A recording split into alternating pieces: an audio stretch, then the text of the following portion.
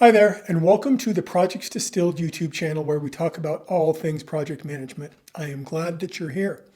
Today, we are going to talk about becoming a people manager. I cannot tell you how many one-on-one conversations I've had with my employees where they have said, I want to become a people manager. And that's great. I love the ambition, but not everybody is set up to be a good people manager. Being a project manager does not equal success as a people manager.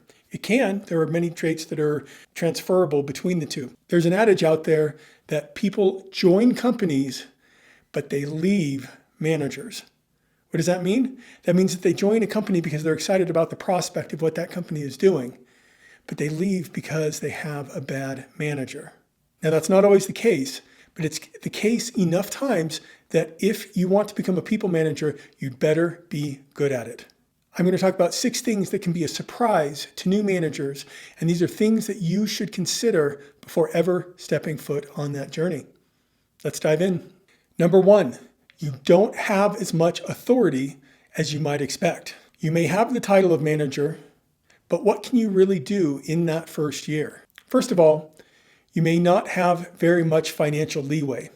What this means is you may have visions of taking the team out to team lunches a couple of times a month or doing big team activities for team bonding. Well, you know what? As a first-time manager, you probably don't have very much budget. A lot of times, you don't actually manage the budget at all. That may happen at the director or even the VP level. So every dollar you spend will need to be cleared by your manager. Didn't know that? It's a good thing to know when you walk in. You may not have that kind of financial leeway. Now, you could go out and you could spend the money anyway, but how long do you think senior management is going to keep a rogue manager around? The same principle applies for promotions. Let's say you have someone on the team that you believe really deserves a promotion.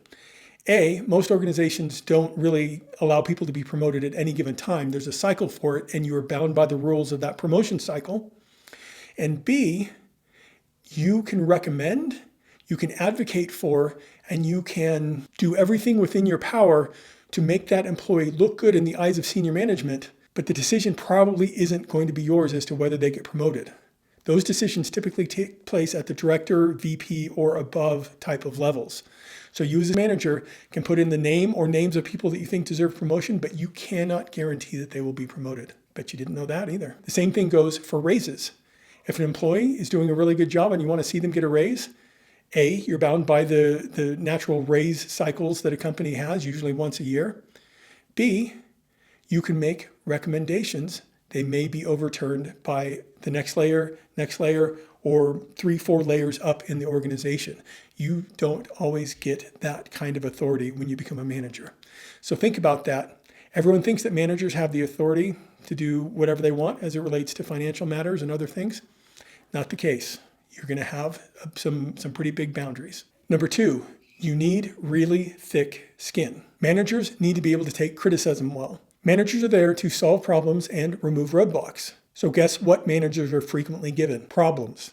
Lots of them. Lots of problems and challenges to solve. And you can't solve them all. And when you don't, you're going to hear about it.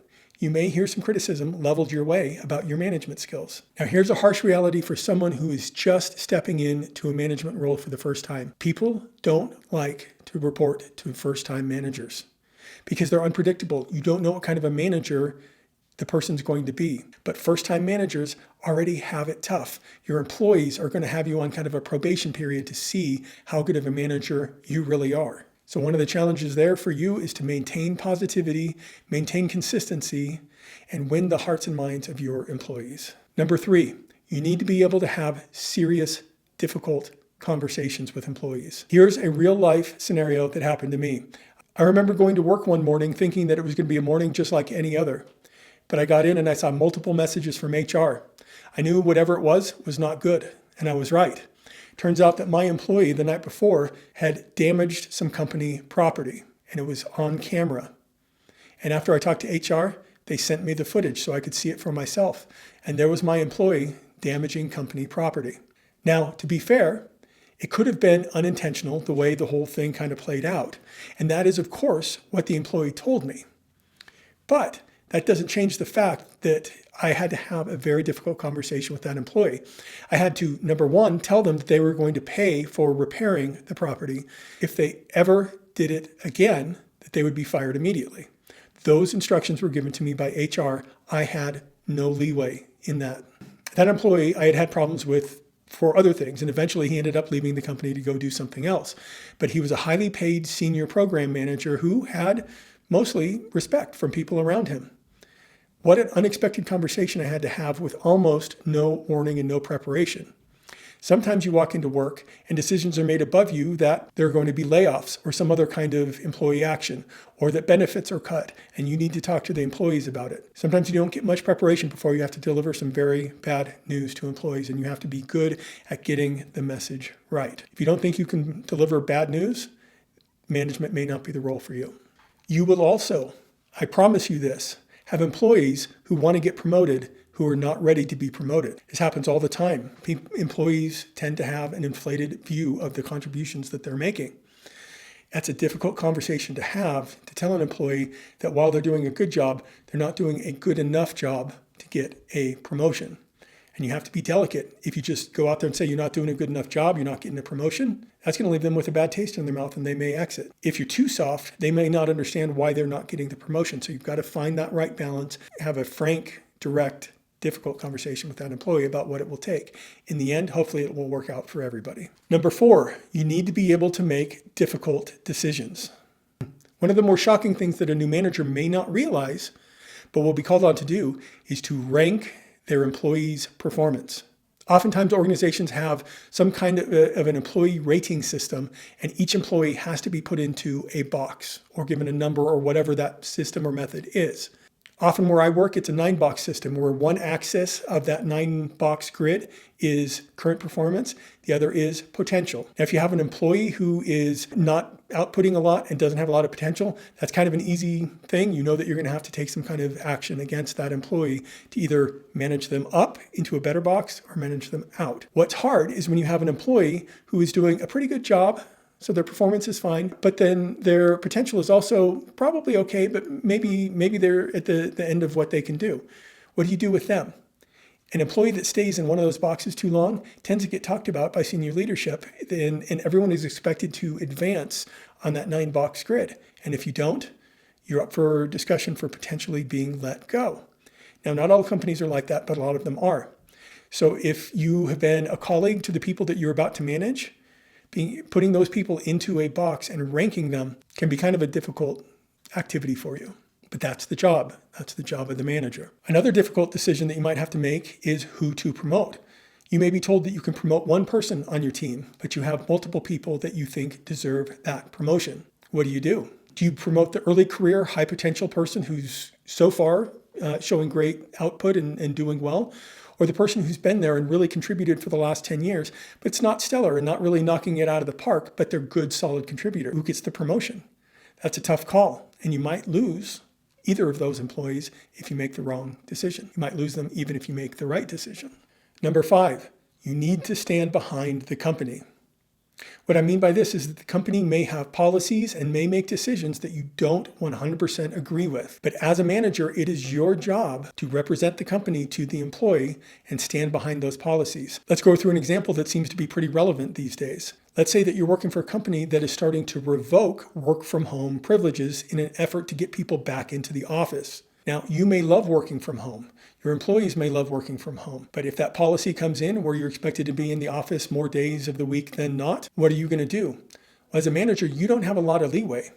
If you stand up against the company and say, me and my employees are not going to follow that policy, how long do you think they're going to keep that kind of a rogue manager around? Here's another example. Let's say that you're working for an organization that is struggling financially. It's been a stressful year. Employees are stressed out. You feel like they deserve some kind of reward. The company comes out and says that the employees are only going to get a small cost of living adjustment this year and that they're only going to go to the highest performers. So let's say you've got 5 employees and you see your number of how much you can give in raises, and you figure out that, hey, you could give each employee about, say, 1.5% as a raise. And you want to do that because you want to reward everybody because they've struggled through a difficult year. But management policy is that only the highest performers are going to get those raises.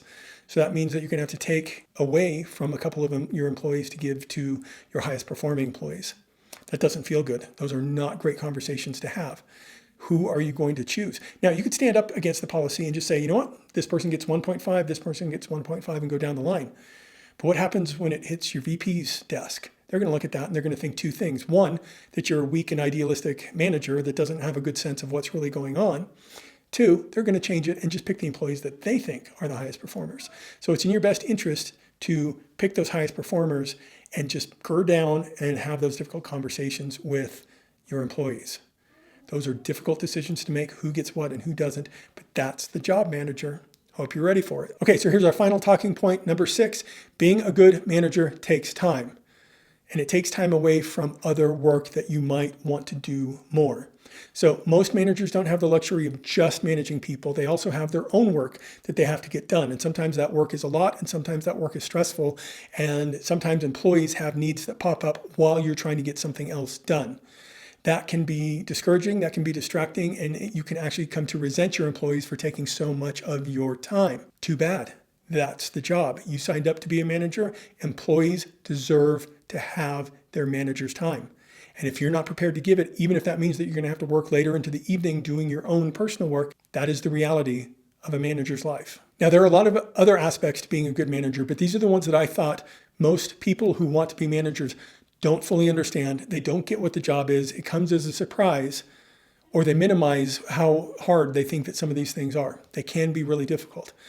Now, that said, being a manager can be extremely rewarding. When you've got a team that's out there and energized and working hard and doing good things, it's the most rewarding experience there is. But getting there takes a lot of effort. So before you ask your manager to make you a manager, make sure that you are ready emotionally, make sure that you're ready technically with the management skills, make sure that you're ready in all ways for that promotion. If you found this content helpful, please like this video and subscribe to my channel. Thank you for listening.